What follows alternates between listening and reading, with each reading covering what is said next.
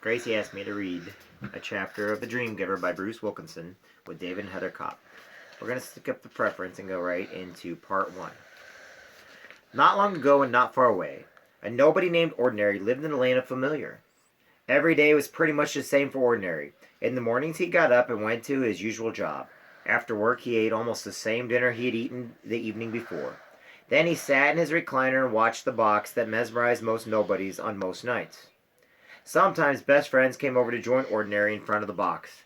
Sometimes Ordinary went to his parents and they watched together.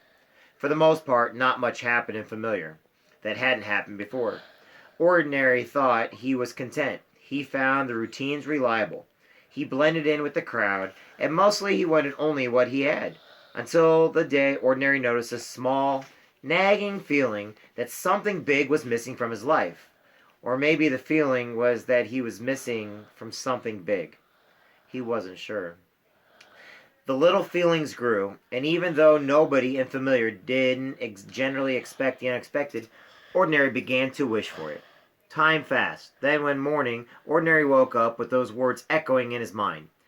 What you are missing, you already have. Could it be? Ordinary looked and looked. And then he discovered that in a small corner of his heart lay a big dream. The big dream told him that he, a nobody, was made to be a somebody and destined to achieve great things. Jumping out of bed, Ordinary discovered something else. A long, white feather resting on the sill of his window. Where did it come from? What did it mean? With a jolt of excitement, Ordinary decided he'd been visited by the Dream Giver. Now, Ordinary had heard rumors of various nobodies and familiar waking up to a big dream, but he had never imagined that it could happen to him. He rushed to get dressed, his big dreams beating brightly in his chest. He couldn't wait to get his usual job and tell the best friends the news. But on his way to work, Ordinary realized he had a problem. His big dream was too big for a nobody like Ordinary. He would be embarrassed to tell anyone. Even best friend would probably laugh. Still, Ordinary was too excited to keep his dream to himself. As soon as he saw best friend, he blurted out the news. The Dream Giver gave me a big dream. I was made to be a somebody and destined to achieve great things. Best friend looked surprised, but he didn't laugh. That's very big, he said. But if I were you, I wouldn't talk about this dream as yours too much. Nobody around here might take you for a fool. Ordinary didn't want to look like a fool, so after that he kept his big dream to himself. Day after day, Ordinary showed up the usual job. But while he worked, he thought about his dream. He thought about how wonderful it would be to do what he loved to do instead of just dreaming about it. Ordinary's longing for his big dream grew and grew until finally he realized he'd never been happy unless he could pursue it. Why didn't the Dream Giver make it possible? If the Dream Giver didn't, how could Ordinary ever leave familiar?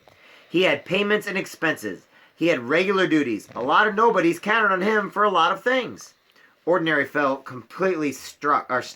Time passed, but nothing changed. He began to hate his usual job. This isn't what I was made to do, he said to himself. I just know it. After a while, he began to worry that maybe he just hadn't received the big dream after all. Maybe he just made it all up. And he grew sadder by the day. One evening after work, Ordinary went to his parents to watch the box. But their box was broken, so the house was very quiet. It was even more quiet because their mother was out shopping at Familiar Foods. In the quietness, Ordinary started to think about his dream again. He looked over at his father sitting in his recliner, staring at the single page of Nobody's News. Maybe he could help. Father, said Ordinary, I'm growing sadder by the day. I don't like my usual job anymore. In fact, I think I hate it. Father looked up. That's terrible, he said. What happened? Before he could stop himself, Ordinary started talking about the Dream Giver and about his big dream. I was made to be a somebody and achieve great things, he said, and then he told his father the name of his dream. As he spoke, his voice trembled. He was sure that his father would laugh or call him a fool. But his father didn't. I'm not surprised to hear you say these things, he said. You're not, said Ordinary. No, his father said. You've had that dream ever since you were little. Don't you remember? You used to build that same dream with sticks and mud in front of the very house. Then Ordinary did remember. He'd always had this dream. It was what he'd always wanted to do and what he'd always thought he'd be doing good at. His eyes filled with tears. Father, he said, I think I was born to do this. Ordinary and his father sat together quietly. His father seemed to be remembering something, too. After a while, he asked, when you woke up to your big dream, son, did you happen to find a feather? Ordinary was shocked. How did you know? He asked. A long time ago, I woke up to a dream